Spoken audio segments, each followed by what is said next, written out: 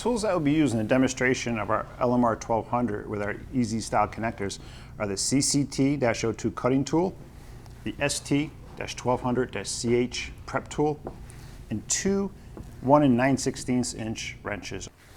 This tool here is a little unique. You notice the CH suffix on the tool. It's a chamfer cut on the jacket. And that's because this is a fairly large connector and we need to get the back end up over the jacket. It's a two-piece connector, tri-metal plated. There's an O-ring in the back. It's going to make a nice weather seal seal over the jacket of the connector. Spring finger contact, no soldering.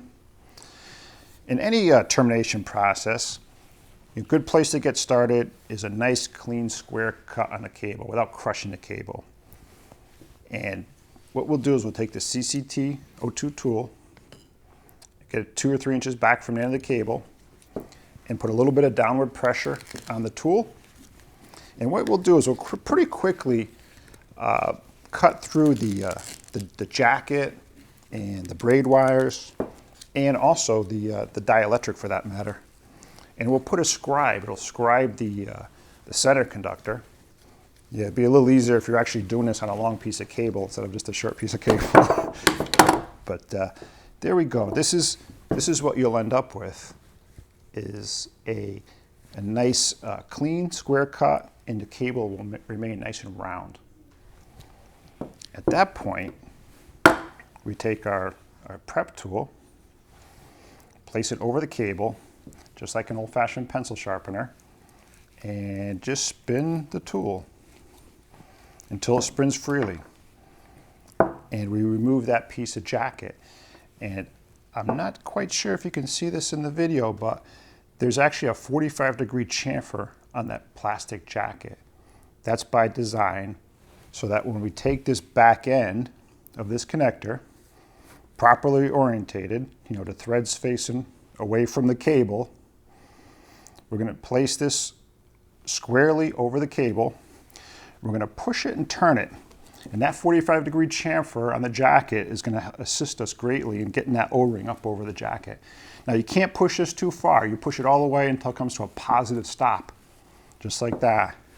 And this is what that's going to look like. You're going to just see that basically flush with the end of this piece here, the core and the braids. At that point, all you need to do is just gently remove the braid, push the braids back from the core. You don't have to be too fancy about it. All you're trying to do is create any little gap at all, because the front of the connector has a nice sharp edge on it that's going to find its way between the core and the braid wires. So all you do now is line that spring finger pin up with the center conductor. You feel it snap in place. And we just complete the tightening by hand. And then all we do is take the 1 9/16 wrenches. There's flats on both the back end and the front end of the connector. And all we do is just snug that right up. And what we'll do is we'll engage that O-ring that's between the front and back of the connector. And that's all there is to it. And the LMR-1200, regardless of whether it's a 7/16 stin, a 1 5/8, or a 7/8 CAA, a straight or right angle connector, it all works with the same tool, the same ST-1200-CH, this chamfer tool, the wrenches and the cutting tool. And actually the back nut is the same too, amongst all the different connector types. It's going to give you very good consistent results, very good pull strength, very good VSWR performance, and very simple and consistent. Thank you very much.